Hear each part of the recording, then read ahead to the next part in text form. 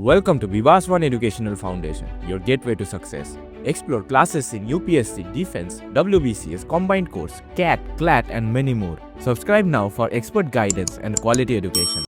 Everyone welcome to Vivaswan educational foundation. तो NDA और CDS के एग्ज़ाम के बारे में जो हम बातें कर रहे थे उसमें हम लोगों ने इस सीरीज़ में पूरे फिजिक्स को कंप्लीट कर लिया है, बहुत ही बेहतरीन। उसमें मैंने कुछ थ्योरी को बताया और जो भी प्रीवियस ईयर में पूछे गए क्वेश्चन थे उन्हें भी बताया। तो अगर अभी तक आपने हमारे फिजिक्स के लेक्चर्स को नहीं देखा है तो अभी जाके आप चेकआउट कीजिए हमारा यूट्यूब चैनल विवासवान एजुकेशनल फाउंडेशन। उसमें एक आपको प्लेलिस्ट मिलेगा जो कि एनडीए और सीडीएस के लिए होगा, आप उसमें चेक करके सभी लेक्चर्स को जरूर देख लीजिए। आज हम स्टार्ट करने जा रहे हैं हमारा इसी सिलसिले को मैं अब आज आगे बढ़ाऊंगा, जिसमें हम बातें करेंगे केमिस्ट्री के बारे में। और केमिस्ट्री में मैं स्टार्ट करूंगा बिल्कुल बेसिक से। तो अगर आपको केमिस्ट्री में कुछ नहीं भी आता है तो ये फर्स्ट लेक्चर है, और आप यहाँ से अगर पूरे केमिस्ट्री को देखेंगे तो आपको बहुत ही कुछ समझ में आ जाएगा और आप कुछ दिनों के बाद अपने आप को केमिस्ट्री में एक अलग लेवल पे पाओगे। चलिए मैं स्टार्ट करता हूँ बिल्कुल बेसिक से, बिल्कुल स्क्रैच से।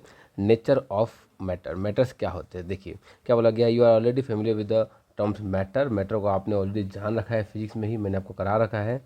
तो आप फिर क्या बोला गया है, from your earlier classes anything which has mass occupied the space are called matter. ऐसे कोई भी ऑब्जेक्ट्स जिनका एक मास होता है, मतलब वो 5 kg का हो सकता है, 10 kg का हो सकता है, और वो एक स्पेस को ऑक्यूपाई करेगा, उस ऑब्जेक्ट को हम क्या कहते हैं, मैटर कह देते हैं। चलिए आगे बढ़ा जाए और चीज़ों को ध्यान से देखा जाए।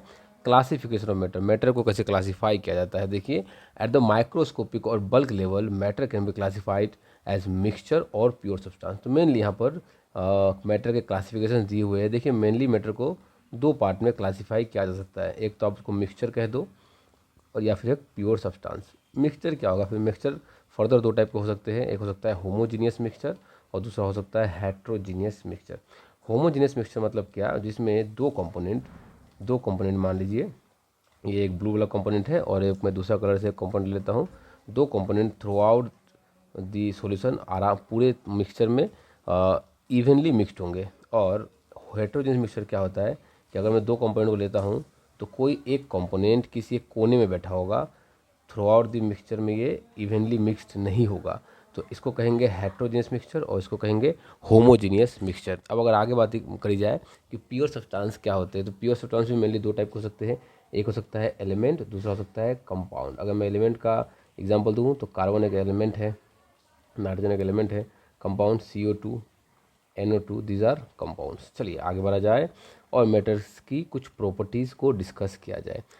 Properties of matter and their measurement को हम समझते हैं। Every substance has a unique और characteristics property, physical and chemical properties. हर एक सब्सटेंस का अपना एक फिजिकल प्रॉपर्टी होता है, अपना एक केमिकल प्रॉपर्टी होता है।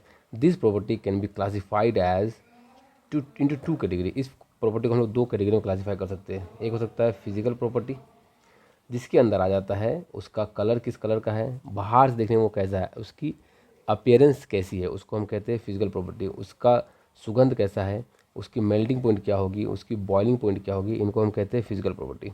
डेंसिटी वगैरह इनको क्या कहते हैं, physical property. Same as chemical property किन्हें कहा जाता है, तो केमिकल प्रॉपर्टी उन्हें कहा जाता है जैसे कि वो उनका कॉम्पोजिशन क्या है, कॉम्बेसिबिलिटी क्या है, रिएक्टिविटी क्या है। मतलब कार्बन डाइऑक्साइड को अगर आप पानी से रिएक्ट करवाओगे तो क्या होगा, तो ये इसका क्या हो गया, केमिकल प्रॉपर्टी हो गया, ना कि फिजिकल प्रॉपर्टी। चलिए यहाँ पर देखिए, अभी तक आपने जितनी चीज़ों को पढ़ा है वहीं से क्वेश्चन पूछ लिया गया एनडीए 2016 में। ज़रा देखा जाए ये क्वेश्चन में क्या पूछा जा रहा है। Matter around us can exist in 3 different state. सही बात है, हमारे अराउंड जो मैटर्स है वो मेनली 3 डिफरेंट स्टेट में एग्जिस्ट करते हैं। जैसे कि एक हो जाता है सॉलिड, दूसरा होता है लिक्विड और एक होता है gas. The correct order of their compressibility, मतलब आप किसको कितना कंप्रेस कर सकते हो, सॉलिड लिक्विड गैस में आप किसको कितना कंप्रेस कर सकते हो। देखिए आप सबसे ज़्यादा कंप्रेस कर सकते हो किसको, गैस को, फिर आप कर सकते हो लिक्विड को और फिर सॉलिड को। तो इस तरह से हमारा आंसर ऑप्शन बी हो जाएगा। वैसे लिक्विड को कंप्रेस करना इतना आसान बात नहीं होता है, फिर भी हम आंसर बी को लेके यहाँ चलते हैं। चलिए यहाँ पे एक और क्वेश्चन पूछ लिया गया है। क्या पूछा गया, देखिए एनडीए 2014 में क्वेश्चन पूछा गया था। A sample of carbon dioxide, ठीक है, that undergoes transformation from solid to liquid and then to gas would undergo. मतलब क्या, देखिए एक कार्बन डाइऑक्साइड है जो कि पहले सॉलिड था, सॉलिड को मेल्ट कराया गया तो वो बन गया लिक्विड, फिर इसको और टेम्परेचर दिया गया, इसको इवेपोरेशन हुआ इसमें और ये बन गया गैस। तो इसमें क्या क्या बदलाव हमें देखने को मिला? चेंज इन मास, नहीं मास तो चेंज नहीं होगा। अगर ये 1 ग्राम है तो ये 1 ग्राम ही होगा और ये भी 1 ग्राम ही होगा। चेंज इन डेंसिटी, इसकी डेंसिटी भी नहीं बदलती क्योंकि डेंसिटी क्या है, फिजिकल है। चेंज इन कॉम्पोजिशन, नहीं ये कार्बन डाइऑक्साइड था तो कार्बन डाइऑक्साइड ही है और ये कार्बन डाइऑक्साइड ही रह गया। No change in physical property, physical property में कोई चेंज नहीं होगा, बात तो सही है। तो हमारा इस क्वेश्चन का आंसर हो जाएगा ऑप्शन डी। तो इसी तरह से मैंने आपको क्वेश्चंस भी कराए और कॉन्सेप्ट को भी कराया और इसी लेवल में मैंने पूरे फिजिक्स को कंप्लीट किया है। तो आप लोग एक बार जरूर फिजिक्स की वीडियोज़ को भी जरूर चेक कीजिए और अगर आपने हमारे चैनल को अभी तक सब्सक्राइब नहीं किया है तो अभी सब्सक्राइब कीजिए विवासवान एजुकेशनल फाउंडेशन को। देखिए जितने भी मैटर्स है या जितने भी फिजिकल क्वांटिटीज़ है उनको मापने के लिए उनके लिए एक यूनिट डिसाइड किया गया। तो टोटल 7 फंडामेंटल फिजिकल क्वांटिटीज़ है जिनकी यूनिट फिक्स होती है, जिसमें हो गया लेंथ। लेंथ की यूनिट क्या होती है? लेंथ का सिंबल होता है एल और यूनिट होता है मीटर और इसका symbol M. Mass M, kilogram, KG. Time T, second S. Electric current I, ampere A. Thermodynamics temperature, मतलब टेम्परेचर के बारे में बातें किया जा रहा है, कैपिटल टी, केल्विन और के। ये इसका क्या है? थर्मोडायनेमिक्स का ये सिंबल है और ये केल्विन का सिंबल है। अमाउंट ऑफ सब्सटेंस, जो कि आपको यहाँ पर बहुत ही ज़्यादा काम में आएगा केमिस्ट्री में, जो कि स्मॉल एन से डिनोट किया जाता है। इसका यूनिट होता है मोल और सिंबल होता है यूनिट का MOL। यहाँ से सिर्फ ई को ड्रॉप कर दिया गया। Luminous intensity IV small v से डिनोट किया जाता है, कैंडेला यूनिट होती है और सिंबल होता है CD। तो ये सातों आपको याद रखने हैं। अब मैं आपको समझाता हूँ कि टेम्परेचर क्या होता है। देखिए टेम्परेचर क्या है? Temperature mainly degree of hotness और डिग्री ऑफ कोल्डनेस है। टेम्परेचर को मेज़र करने के लिए हम लोग डिफरेंट स्केल को यूज़ करते हैं। जैसे कि एक हम यूज़ करते हैं सेल्सियस स्केल को, जैसे कि एक हम यूज़ करते हैं सेल्सियस स्केल को, दूसरा हम यूज़ कर लेते हैं फ़ारेनहाइट स्केल को, एक हम यूज़ कर लेते हैं केल्विन को। तो देखिए हर एक स्केल का अपना एक लोअर फिक्स पॉइंट होता है और एक अपना एक अपर फिक्स पॉइंट होता है और इनके बीच का, जैसे कि सेल्सियस के लिए लोअर फिक्स पॉइंट होता है 0 डिग्री सेल्सियस। अब ये लोअर फिक्स पॉइंट कैसे डिसाइड हुआ? तो ये लोअर फिक्स पॉइंट डिसाइड हुआ किस टेम्परेचर पे आकर के वाटर फ्रीज हो जाता है, वाटर बर्फ बन जाता है, उसे हम कहते हैं लोअर फिक्स पॉइंट। और अपर फिक्स पॉइंट कैसे डिसाइड हुआ? तो upper fix point 100 degree Celsius होता है, जो कि डिसाइड हुआ किस टेम्परेचर पे आके पानी उबलने लगता है, वाटर बॉयल होने लगता है, उस पॉइंट को हम लोग अपर फिक्स पॉइंट करते हैं। और इनके बीच का डिफरेंस आप अगर निकालोगे तो ये आ जाएगा आपका 100। अब अगर आप फ़ारेनहाइट की बातें करो तो इसमें भी एक लोअर फिक्स पॉइंट होता होगा और एक अपर फिक्स पॉइंट होता होगा, अपर फिक्स पॉइंट होता है। तो लोअर फिक्स पॉइंट क्या होता है इसका? 32 और अपर फिक्स पॉइंट क्या होता है इसका? 212। तो इनके बीच का डिफरेंस क्या होता है? डिफरेंस होगा 180। ठीक है, तो lower fix point, upper fix point आपको मेनली याद रखने हैं। मेनली इन्हीं तीनों स्किल से क्वेश्चंस पूछे जाते हैं, इसलिए मैंने क्या किया, इन्हीं तीनों से आपको क्वेश्चंस करवाने की कोशिश कर रहा हूँ, कॉन्सेप्ट देने की कोशिश कर रहा हूँ। केल्विन में होता है 273 केल्विन और 373 केल्विन और डिफरेंस कितना? 100। डिफरेंस कितना? 100। ठीक है, अब इनको अगर आप कंपेयर करो तो कंपेयर करने का तरीका होता है लोअर फिक्स पॉइंट, ऐसे लोअर फिक्स या फिर name of scale, name of scale minus lower fix point, lower fix point name by lower fix point by difference. इसको आप कंपेयर, ये कांस्टेंट होता है, ये क्या होता है? कांस्टेंट। यानी कि आप यहाँ पर अगर आप यहाँ पर सेल्सियस लिखो तो लोअर फिक्स पॉइंट 0, डिफरेंस 100। इसको कंपेयर कर सकते हो फ़ारेनहाइट, लोअर फिक्स पॉइंट 32 और डिफरेंस कितना हो जाएगा हमारा? 180। और यहाँ पर आप कर सकते हो केल्विन, लोअर फिक्स पॉइंट 273/100। और ऐसे करके आप किसी भी स्केल को आपस में कंपेयर कर सकते हो। यहाँ पर आप देखेंगे अगर तो एक क्वेश्चन दिया गया है, जो ये क्वेश्चन मैं यहाँ पर अगर आपको सॉल्व करूँगा तो आपको क्लियरिटी हो जाएगी कि मैं क्या कहना चाह रहा हूँ यहाँ पर। ठीक है, चलिए ये देखिए यहाँ पर मैंने अभी आपको बताया कि केल्विन में क्या होगा, सेल्सियस में क्या होगा, फ़ारेनहाइट में क्या होगा, लोअर फिक्स पॉइंट कितना होता है, सभी को मैंने आपको अभी भी पढ़ाया। आप वीडियो को पॉज करके एक बार ज़रूर इसे पढ़िए तो आपको सभी चीज़ें क्लियर हो जाएगी। देखिए human body temperature 37 degree Celsius होता है सेल्सियस में और केल्विन में होता है 310 और फ़ारेनहाइट में होता है 98.6 डिग्री फ़ारेनहाइट। और रूम टेम्परेचर कितना होता है? 25 डिग्री सेल्सियस केल्विन में और 77 डिग्री फ़ारेनहाइट में और 298 केल्विन केल्विन में होता है। ठीक है, चलिए यहाँ पर अब आपको एक क्वेश्चन दिया गया है। ये क्वेश्चन में क्या पूछा गया? देखिए ये क्वेश्चन NDA 2019 में पूछा गया था। The temperature of a place on A sunny day is 113 in Fahrenheit. ठीक है, the kelvin scale reading of this temperature will be. तो क्या बोला गया है, मैं यहाँ पर सॉल्व करता हूँ आपके लिए, ठीक है। इस क्वेश्चन को मैं 2019 का ये क्वेश्चन है, 2019 का ये क्वेश्चन है, मैं यहाँ पर सॉल्व करता हूँ। बोला गया कि फ़ारेनहाइट में कितनी टेम्परेचर दी गई है, फ़ारेनहाइट में दी गई है 113 डिग्री टेम्परेचर, 113, और केल्विन में हमसे पूछा गया। मैंने आपको क्या बोला अभी अभी कि आपको कंपेयर करने के लिए इस फॉर्मूले की ज़रूरत होगी। तो आप देखिए यहाँ से इसको लिखो, यहाँ से इसको लिखो, तो आप आसानी से कंपेयर कर पाओगे। तो name of scale is Fahrenheit minus lower fix point by difference, name of scale is kelvin minus lower fix point, that is 273 bye difference. आप इसको काटोगे 0 से 0, 5 टू जा 9, आप इसको ऐसे कर सकते हो, 1 8 तो इसको काट नहीं सकते हम लोग, कोई बात नहीं है। तो आप f को 13 कितना दिया गया, 113 माइनस 32, मैंने ये 113 कहाँ से लाया, मैं यहाँ से इसको पुट कर रहा हूँ, ठीक है, बाई 18, और यहाँ क्या है, केल्विन माइनस 273 बाई, यहाँ पर ये ऐसे रहेगा 10। अब आप अगर यहाँ से माइनस करो इसको, 113 से माइनस करो 32 को, तो ये हमारा आ जाएगा 81, और ये आ जाएगा 18, केल्विन को तो केल्विन रहने दो, और 273, इसको यहाँ से क्रॉस मल्टीप्लाई करके मैं 810 बना देता हूँ, ठीक है। अब आप इसको अगर डिवाइड करो तो ये हमारा मिल के आएगा, डिवाइड करेंगे तो आएगा 45, तो 45 is equal to kelvin minus 273। यहाँ सॉल्व करेंगे, ये केल्विन को इधर रहने देंगे, वो तो जाकर प्लस हो जाएगा, तो 45 प्लस 273, जो कि हमारा आएगा लगभग 8 1 हाथ में एक 318 केल्विन। तो केल्विन में कितना आएगा ये टेम्परेचर, केल्विन में टेम्परेचर आएगा 318 केल्विन। तो बहुत ही आसानी से हमने कंपेयर करके आंसर को निकाल लिया। आप देख पा रहे हो कि इस फॉर्मूले से ऑलरेडी क्वेश्चन पूछा जा चुका है प्रीवियस ईयर में, तो बहुत ज़्यादा चांसेस है कि आपके एग्जाम में भी यहाँ से क्वेश्चन पूछे जाने के चांसेस बहुत ज़्यादा बढ़ जाता है। तो मैंने यहाँ से आपको आंसर कैलकुलेट करके दिखाया कि 300 केल्विन इसका आंसर होगा।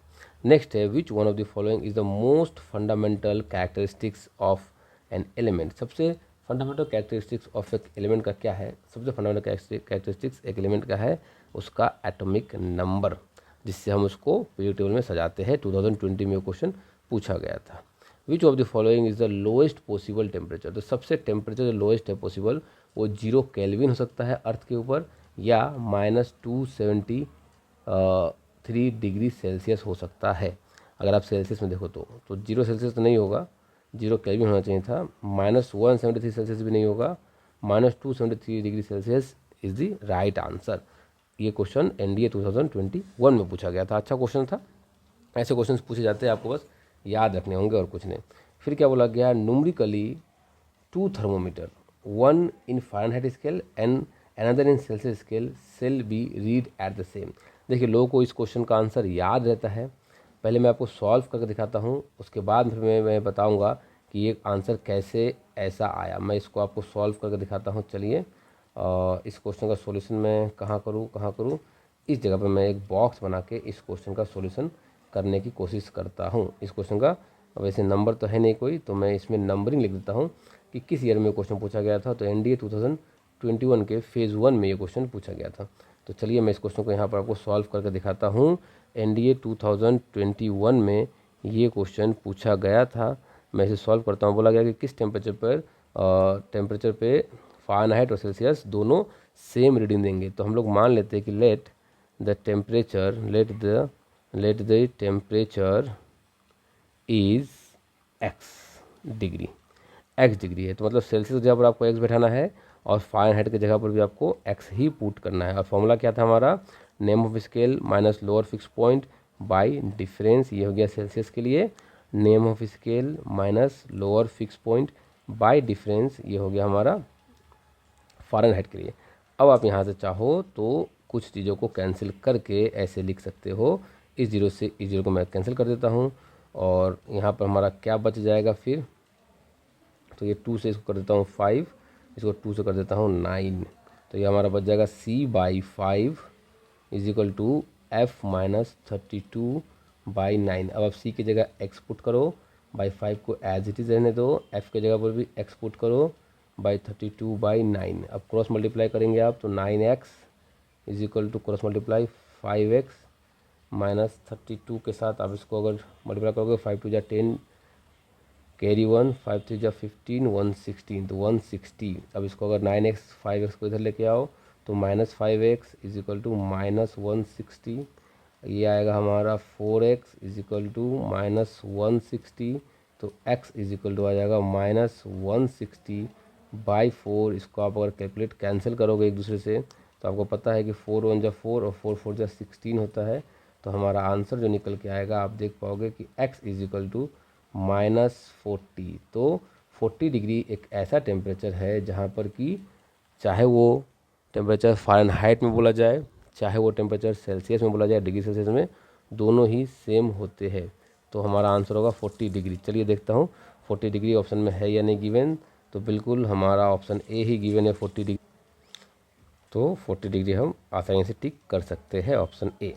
देखिए इस क्वेश्चन को याद रखना पड़ता है कि किस टेम्परेचर पर डिग्री सेल्सियस और फ़ारेनहाइट दोनों सेम रीडिंग शो करेंगे। ऐसे क्वेश्चन को आपको याद रखने होते हैं। चूँकि मुझे पूरा सॉल्व करके दिखाना था, मैंने आपको इसलिए इस क्वेश्चन को पूरे अच्छे से सॉल्व करके दिखाया है। चलिए आगे बढ़ा जाए और मोल कॉन्सेप्ट में डीप डाइव करा जाए कि क्या है मोल कॉन्सेप्ट। यहाँ देखिए आप सबसे पहले समझेंगे हम मोल कॉन्सेप्ट के चैप्टर में क्या होता है एवोगाड्रो नंबर। एवोगाड्रो नंबर की डेफिनेशन क्या होती है। एवोगाड्रो नंबर अगर आपको कॉन्सेप्ट एवोगाड्रो नंबर का कॉन्सेप्ट अगर आपको क्लियर है तो आपको बाकी बहुत सी चीज़ें क्लियर होंगी, क्योंकि एवोगाड्रो नंबर से ही केमिस्ट्री का एक बेस बनता है। देखिए एवोगाड्रो नंबर एक नंबर है जिसकी वैल्यू होती है, ये माइनस नहीं होगा, 6.023 इंटू 10⁻23। अब ये एक नंबर है। जैसे कि आपको अगर मैं बोलूँ कि एक दर्जन मतलब कितना, तो आप कहोगे कि एक दर्जन का मतलब 12 पीसेस। कोई भी ऑब्जेक्ट एक दर्जन बनाना मतलब 12 पीस बनाना। एक दर्जन एप्पल मतलब 12 पीस एप्पल। एक दर्जन पीपल्स मतलब 12 लोग। उसी तरह से 1 मोल का मतलब होता है 1 एवोगाड्रो नंबर, या फिर 1 मोल का मतलब होता है 6 इंटू 10⁻23 एंटिटीज़। कोई भी एंटिटीज़, ये बनाना हो सकता है, इंसान हो सकते हैं, एटम हो सकता है, कुछ भी हो सकता है, इक्विवेलेंट टू 1 मोल। तो क्या बोला गया है कि 6.023 इंटू 10⁻23, ये जो है ये इक्विवेलेंट है 1 मोल के। ये इक्विवेलेंट है 1 मोल के, ये यहाँ पर बोला जा रहा है। ठीक है, अब यहाँ पर देखिए मोल क्या बोला गया है। मोल इसकी यूनिट क्या होती है। Mole is a measure of the amount of particles in a matter. It is the chemist दर्जन। ये केमिस्ट का एक दर्जन है। किसी भी एक पार्टिकल में, किसी भी एक मैटर में कितने पार्टिकल्स है, कितने अमाउंट में पार्टिकल है, उसको हम लोग मोल से दर्शाते हैं। जैसे कि एक मैटर है, इसमें अगर करोड़ों पार्टिकल्स होंगे तो आप इसको करोड़ पार्टिकल्स नहीं कह सकते हैं। आप इसको कह सकते हो 1 मोल पार्टिकल है, या 2 मोल पार्टिकल है, या हाफ मोल पार्टिकल है। आपको मोल में ही बताना पड़ेगा। Mole is always represented by Avogadro's number. और मोल को हम लोग हमेशा कैसे रिप्रेजेंट करते हैं। मोल को हम लोग हमेशा एवोगाड्रो नंबर से रिप्रेजेंट करते हैं, जो कि होता है 6.023 into 10⁻23। 1 molar mass of any substance contain 1 mole of particles ions atom. मतलब इसका ये बहुत ही अच्छी बात यहाँ पर कही गई है, आप इसको ध्यान समझिए। मैंने क्या बोला, 1 molar mass of any substance मतलब आप कार्बन का एटॉमिक नंबर 6 है और मास 12 है। आप अगर 12 ग्राम कार्बन को लाओ, और एक डब्बे में रख दो। आपने क्या किया, 12 ग्राम कार्बन को एक डब्बे में रख दिया, और फिर मैंने आपसे पूछा कि इसके अंदर छोटे छोटे कार्बन के एटम्स होंगे। तो आपने कहा हाँ सर, कार्बन के एटम्स जरूर होंगे छोटे छोटे। तो मैंने बोला कि इसके अंदर जो छोटे छोटे कार्बन के एटम्स होंगे वो कितने पीस होंगे। तो आपने कहा ये 6.023, ये 6.023 इंटू 10⁻23 पीसेस होंगे। जब मैंने 12 ग्राम कार्बन में लाया और पूछा कितने कार्बन आइटम होंगे 12 ग्राम कार्बन में, तो आपने बोला कि 6.023 इंटू 10⁻23 कार्बन आइटम होंगे, और यही क्या होता है 1 मोल। तो आपने सीधा सीधा कह दिया कि 12 ग्राम कार्बन में 1 मोल कार्बन आइटम होंगे। फिर मैंने आपसे बोला कि ऑक्सीजन का एटॉमिक नंबर होता है 8 और मास होता है 16, और मेरे पास 16 ग्राम ऑक्सीजन है। और अगर मैं पूछूं कि 16 ग्राम ऑक्सीजन में ऑक्सीजन के एटम्स कितने होंगे, तो आपने कहा कि चूंकि जितना उसका एटॉमिक मास है आपने उसे उतना ही लाया, तो उसमें 1 मोल ऑक्सीजन एटम होंगे। क्योंकि उसमें जितना मैंने उसका मास है उतना ही लाया हूँ, इसलिए 1 मोल। अगर मैं ऑक्सीजन एटम को ही लेके आऊँ, मान लीजिए 64 ग्राम ऑक्सीजन के एटम को लेके आऊँ और आपसे अब पूछूं कि कितना होगा इसमें, बताइए कितने मोल्स छोटे छोटे एटम्स होंगे, तो आप कहोगे कि 4 मोल्स छोटे छोटे ऑक्सीजन एटम होंगे, क्योंकि 16 ग्राम में था 1 मोल, तो इसको आपने 4 से मल्टीप्लाई किया तब ये 64 हो गया, तो आपको इसको भी 4 से मल्टीप्लाई करना होगा तब ये 4 मोल हो जाएगा। तो आपने कहा कि जिसका जितना एटॉमिक वेट है, मैंने क्या कहा, जिस भी एटम का जितना भी एटॉमिक वेट है या जिस भी मॉलिक्यूल का जितना भी मॉलिक्यूलर वेट है, अगर उसे उतना ही ग्राम लाया जाए तो उसमें जो छोटे छोटे एटम्स की संख्या होगी वो 1 मोल के इक्वल होगी। ठीक है, अब देखिए मोल जो है जिसको हम एन से डिनोट करते हैं, वो उसका एक फॉर्मूला है, mole is equal to mass by atomic mass by atomic mass. यानी कि आपको मैं यहाँ से एक और तरीके से समझाता हूँ, आप चीज़ों को समझने की कोशिश करिए। मैंने बोला कि 64 ग्राम ऑक्सीजन में, ऑक्सीजन मतलब मैं एटम की बात कर रहा हूँ, मॉलिक्यूल की बात नहीं कर रहा हूँ, 64 ग्राम ऑक्सीजन में कितना मोल एटम, हाउ मच या हाउ मेनी मोल एटम्स, तो आप बोलोगे n is equal to weight by molecular weight. Weight कितना दिया गया है 64, तो आपने यहाँ पर 64 लिखा, और मोलिकुलर वेट ऑक्सीजन कितना होता है 16, तो आपने 16 लिखा। आप इसको कैंसिल करोगे तो आंसर कितना आ जाएगा 4। तो इस तरह से आपने मोल की कैलकुलेशन करी, मगर चूंकि मैं यहाँ पर इस फॉर्मूले को बाद में बता रहा हूँ तो आपने इसको अप्लाई नहीं किया होगा, मगर अप्लाई ना करने के बावजूद भी आपने सही आंसर कैलकुलेट कर लिया, तो कहीं ना कहीं आपको चीज़ें समझ में आ रही है, तभी आप कैलकुलेट कर पा रहे हो। तो आप समझिए कि मोल का जो फॉर्मूला होता है वो होता है वेट बाई मॉलिक्यूलर वेट, और इसको आपको याद रखना होगा कि मोल का फॉर्मूला क्या होता है। ठीक है, वेट बाई मॉलिक्यूलर वेट होता है। चलिए पेन का कलर चेंज कर लूँ क्योंकि ये ज़्यादा विजिबल नहीं है। अब आ रहा है 1 मोल ऑफ एल्यूमिनियम 6.023 इंटू 10⁻23। सही बात है, 1 मोल अगर आप एल्यूमिनियम लो, इसका मतलब आपने कितना एल्यूमिनियम लेकर रखा है, कितने एल्यूमिनियम एटम ले रखे हैं आपने, तो आपने 6.023 इंटू 10⁻23 मोल या 23 एटम ले रखे हैं एल्यूमिनियम के, मोल नहीं 23 एटम ले रखे हैं एल्यूमिनियम के। चलिए आगे बढ़ा जाए और मोल में और डिटेल में बातों को करा जाए। अब आते हैं हम बात करेंगे एक नेक्स्ट टॉपिक की जिसको कहते हैं मॉलिक्यूलर फॉर्मूला। देखिए ये चैप्टर बहुत ही इंपॉर्टेंट है आपके लिए, अगर आपने इस चैप्टर को ध्यान से नहीं पढ़ा तो जो केमिस्ट्री का जो फिजिकल पोर्शन है, फिजिकल केमिस्ट्री का पोर्शन, वो आपका वीक हो जाएगा और आप कैलकुलेशन नहीं कर पाएंगे। तो इस चैप्टर को ध्यान से पढ़िए, समझ के चलिए कि मैं क्या बोलना चाह रहा हूँ। If the sum of the masses of atom represented in a formula, तो उसको हम बोलते हैं फार्मूला मास। मतलब क्या, if a formula represent a molecule then the term is formula is often to use, जैसे oxygen O2 specific 2 oxygen atom है पर molecule, so the oxygen the formula of oxygen O2 is twice the atomic mass of oxygen. मतलब क्या, mainly oxygen का atomic mass 16 होता है, मगर O2 का जो फार्मूला मास है वो 2 है, तो 16 × 2 होगा, जो कि formula mass of oxygen is 32। तो ये हो गया हमारा formula mass of oxygen that is 32। Next आते हैं कैलकुलेटिंग मॉलिक्यूलर मास। कैसे हम किसी भी एटम या किसी भी मॉलिक्यूल का, मेनली मॉलिक्यूलर मास मॉलिक्यूल का ही होगा, कैसे हम कैलकुलेट करेंगे किसी भी मॉलिक्यूल का मॉलिक्यूलर मास। देखिए कैलकुलेट करने के लिए molecular mass of nitrogen NO2 का बोला गया है कि मॉलिक्यूलर मास आप कैलकुलेट करो। तो आपको क्या करना है, NO2 का मॉलिक्यूलर मास कैलकुलेट करने के लिए आपको इंडिविजुअल एटम से जो एटॉमिक मास है वो पता होना चाहिए। तो नाइट्रोजन का एटॉमिक मास कितना होता है 14, क्योंकि नाइट्रोजन 7 होता है, प्लस ऑक्सीजन का कितना होता है 16, और कितने ऑक्सीजन है, तो टोटल 2 ऑक्सीजन है, तो आपने इस तरह से इसको ब्रैकेट में घेर दिया। तो अब ये कितना आ जाएगा हमारा, तो 14 आपने यहाँ पर लिख दिया, प्लस 16 × 2 दैट इज़ 32, तो ये हमारा आ जाएगा 2 और 4 6, 314, तो 46 is the molecular mass of NO2। ये 32 हो गया, ये 14 हो गया हमारा। इसी तरह से अगर मैं आपसे कहूँ कि आप कैलकुलेट कीजिए H2SO4 का मॉलिक्यूलर मास, तो आप बहुत ही आसानी से कैलकुलेट कर पाओगे। हाइड्रोजन का कितना होता है, तो हाइड्रोजन का होता है, मैं यहाँ पर अलग कलर से करता हूँ आपके लिए, हाइड्रोजन का होता है 1, और कितने हाइड्रोजन है, तो 2 हाइड्रोजन है, मैंने इसको ब्रैकेट में रख दिया, प्लस सल्फ़र का होता है कितना 32, कितने सल्फ़र है, तो एक ही सल्फ़र है, तो 1 लिख दिया, प्लस ऑक्सीजन का कितना होता है 16, और कितने ऑक्सीजन है, तो 4 ऑक्सीजन है, मैंने इसको 4 लिख दिया। अब मैं एक एक करके कैलकुलेट करता हूँ, 2 तो इसको मैं 2 लिख देता हूँ, 32 × 1 तो इसको मैं 32 लिख देता हूँ, और 16 × 4 तो इसको मैं लिखता हूँ 64। अब आप कैलकुलेट करो, 4 to 6 to 8, तो 8 लिख दिया, 6 और 3 9, तो ये हमारा कितना हो गया 98। तो 98 is the molecular mass of H2SO4 sulphuric acid का मोलिकुलर मास 98 होता है। तो आपको मैंने मोलिकुलर मास को कैलकुलेट करना भी सिखाया है। यहाँ पर कुछ क्वेश्चन दिए गए हैं प्रैक्टिस के लिए, जिन्हें मैं यहाँ पर दिखाया था आपको। Calculate the formula mass of sodium, क्या बोला गया है, formula mass of sodium azide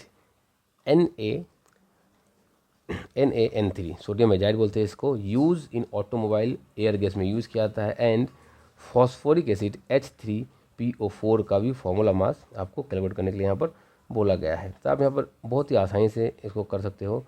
sodium का कितना होता है 23 पॉइंट समथिंग होता है, मैं इसको 23 लेके चलता हूँ, और नाइट्रोजन का होता है 14 इंटू 3 है हमारा, तो क्या हो जाएगा, तो 23 प्लस 14 इंटू 3, तो ये हो जाएगा 42, ठीक है। 4 3 जा 12, कैरी 1, 3 1 जा 3 1 4, ठीक है। और ये 2 और ये 3 हो जाएगा हमारा 5 4 और 2 6, तो 65 इज़ दी आंसर। तो आप इसी तरह से किसी भी एटम, किसी भी मॉलिक्यूल के मॉलिक्यूलर मास आप कैलकुलेट कर सकते हो। ये मैं आपके लिए होमवर्क के लिए छोड़ता हूँ। आप इसका आंसर निकाल के कमेंट सेक्शन में कमेंट करोगे कि क्या होता है molecular mass of H3PO4 phosphoric acid, ठीक है। यहाँ पर और भी दिए गए, आप इनका प्रैक्टिस जरूर कीजिएगा और ज़रूर आप कमेंट करिए। नेक्स्ट आता है मोलर मास, क्या होता है ये मोलर मास। मोलर मास कहीं ना कहीं ये इक्वल है सम ऑफ एटॉमिक मास या फिर फॉर्मूला मास, मतलब आपने जो अभी तक पढ़ा उसे ही है, वही है, बस मोलर मास थोड़ा सा नाम को चेंज कर दिया गया है। ये कहना चाह रहे हैं कि mass of 1 mole of substance, मतलब 1 मोल अगर ऑक्सीजन गैस है, 1 मोल अगर ऑक्सीजन गैस है, तो इसका मास जो होगा उसको कहेंगे मोलर मास। तो कहीं ना कहीं ये सेम ही है, आपको इसे लेकर के चिंता करने की जरूरत नहीं है। कार्बन डाइऑक्साइड का 44 आता है, आप इसको निकालोगे तो वही आएगा। और ये जो अलग अलग कंपाउंड है, यहाँ पर अमोनियम सल्फेट का दिया गया है 132.1 ग्राम, तो आप इसको आराम से निकाल सकते हो। 1 मोल का देखिए जो मॉलिकुलर मास था वो आता था AMU में, एटॉमिक मास यूनिट में, क्योंकि एक मतलब एक सिंगल का क्या है मास, वो है एटॉमिक मास, सॉरी वो है मॉलिकुलर मास। और मोलर मास मतलब क्या, कि ऐसे जो मॉलिक्यूल्स है ऑक्सीजन के, वो 6 × 10⁻23 होंगे, और इस सभी का कितना होगा, तो कुछ नहीं, आपको सब AMU हटा के ग्राम लिख देना है बस। अगर आप AMU को हटा के ग्राम लिख दोगे तो आंसर सेम ही आ जाएगा, कोई और दिक्कत वाली बात नहीं होगी। मोल टू मास कन्वर्जन, अब मोल से मास कन्वर्जन करना हमें सीखना होगा कि क्या होता है मोल से mass conversion. For many gram of N2 in 0.400 mole of N2, क्या बोला गया है कि हाउ मेनी ग्राम नाइट्रोजन, कितना आपको क्या पूछा गया है, नाइट्रोजन का वेट पूछा गया है, तो वेट क्या होता है ये पूछा गया है। और मोल्स कितने दिए गए हैं, तो मोल्स दिए गए हैं 0.400। और मोलिकुलर वेट ऑफ नाइट्रोजन क्या होता है, मैंने ऑलरेडी बता रखा है आपको कि एक का तो 14 होगा, तो 2 है तो 28 होगा। तो आपको क्या करना है, आपको पता है moles is equal to weight by molecular weight. पूछा क्या इन लोगों ने, वेट, तो वेट को बनाइए सब्जेक्ट, तो यह आ जाएगा मोल इंटू मोलिकुलर वेट। तो अब मोल की जगह बैठाओ 0.400 और मोलिकुलर वेट की जगह बैठाओ 28, जो कि यहाँ पर करा गया है, 28 निकाल लिया गया है। और यहाँ पर क्या करा गया देखिए, आप यहाँ साफ देख पाओगे कि क्या करा गया है, 0.400 को मल्टीप्लाई किया गया है 28 ग्राम पर नाइट्रोजन। ये नाइट्रोजन का मोल का, उसको डिवाइड करने की जरूरत नहीं भी थी, फिर भी हो जाता हमारा 0.400 इंटू 28 को अगर आप कैलकुलेट करोगे तो ये आएगा 11.2 हमारा आ जाएगा। तो बहुत ही आसानी से हमने हमारे पुराने वाले फॉर्मूले से इसको कैलकुलेट कर लिया। ऐसे क्वेश्चन बहुत ही आसान होते हैं, कोई इसमें बड़ी बात नहीं है। ये क्वेश्चन प्रैक्टिस के लिए दिया गया है। क्या बोला गया है इस क्वेश्चन में, जरा देखिए, calculate the mass in 1 gram of 0.0728 mole silicon. पहला ये दिया गया है, सबका मास पता करना है हमें। दूसरा दिया गया है 55.5 मोल H2O, और तीसरा दिया गया है 0.0728 gram of calcium phosphate, calcium phosphate दिया गया है, ठीक है। कोई बड़ी बात नहीं है, हम लोग बी को करते हैं क्योंकि बी कैलकुलेशन थोड़ा आसान होगा, तो मैं इसको कर देता हूँ। आप लोग इसे आराम से एक और सी को कैलकुलेट करिएगा। चूँकि एग्ज़ाम में आपको ऐसे कैलकुलेशन दिए जाएंगे जो लविंग कैलकुलेशन होंगे, जल्दी से कैलकुलेट हो जाएंगे, आपको ज़्यादा काटने के लिए टेंशन लेने की ज़रूरत नहीं पड़ेगी। तो आप अगर यहाँ पर देखो तो मोल का फॉर्मूला क्या होता है, वेट बाई मोलिकुलर वेट। मोल कितना दिया गया 55.5, तो मैं इसको लिखता हूँ 55.5। वेट कितना दिया गया वो निकालना है। मोलिकुलर वेट ऑफ H2O कितना होता है 18, तो ये हमारा क्रॉस मल्टीप्लाई हो जाएगा। वेट क्या हो जाएगा 55.5 इंटू में 18, तो हमारा ये क्या हो जाएगा आंसर। देखिए अगर ये 20 होता, मैं अगर आपको अप्रोक्स कैलकुलेट करना सिखाऊँ तो ये हमारा हो जाता लगभग 1000 के आसपास आता। ये 18 है तो फिर भी ये लगभग 1000 ही आएगा। और अगर आप इसको कैलकुलेटर में कैलकुलेट कर देखोगे या फिर थोड़ा टाइम लेकर के कैलकुलेट कर देखोगे तो ये 999 आएगा हमारा इसका वेट। तो ये बहुत ही आसानी से मैंने आपको इस फॉर्मूले को यूज़ करना सिखा दिया, जहाँ से कि काफ़ी क्वेश्चंस कई बार पूछे जाते हैं। अब नेक्स्ट यहाँ पर कुछ और भी फॉर्मूले दिए गए हैं। Find the formula mass of the following compound. मैं चाहता हूँ कि आप इन सभी के फॉर्मूले मास को एक बार आप स्क्रीनशॉट कर लीजिए, या फिर ये नोट्स आपको टेलीग्राम चैनल में, हमारा टेलीग्राम चैनल में दे दिया जाएगा। टेलीग्राम चैनल का लिंक वीडियो के डिस्क्रिप्शन में दिया गया है, आप वहाँ से इन नोट्स को डाउनलोड करिए और इन सभी क्वेश्चंस को सॉल्व करिए और कमेंट सेक्शन में कमेंट कीजिए। और अगर आपसे सॉल्व नहीं भी हो पा रहा है तो मुझे आप क्वेश्चन को कमेंट कीजिए, मैं उसके लिए स्पेशल एक छोटा सा वीडियो ज़रूर रिलीज़ करूँगा। तो मुझे इंतज़ार रहेगा आपके कमेंट का। आप इन सभी को कमेंट जरूर करिए, क्योंकि इतने क्वेश्चन को हम करेंगे तो हमारे बेकार टाइम वेस्टेज है। मैं आपको कॉन्सेप्ट सिखाने में ज़्यादा रुचि रखता हूँ। चलिए, तो यहाँ तक का वीडियो को आज हम यहीं तक रखते हैं। इस आज की पढ़ाई को नेक्स्ट लेक्चर में मैं लेके आऊँगा, जहाँ पर मैं और भी अलग अलग कॉन्सेप्ट्स को आपको समझाऊंगा। चूँकि ये चैप्टर प्रैक्टिस वाला है इसलिए मैं इस वीडियो को मैंने छोटा रखा है, और ये फर्स्ट चैप्टर भी है। तो मैं उम्मीद करता हूँ कि आप सभी क्वेश्चंस को प्रैक्टिस करके आएंगे, तभी आपको नेक्स्ट लेक्चर अच्छे से समझ में आएगा। और मैं नेक्स्ट लेक्चर में फिर यहीं से शुरू करूँगा। मिलते हैं नेक्स्ट वीडियो में। आप सभी का बहुत बहुत धन्यवाद।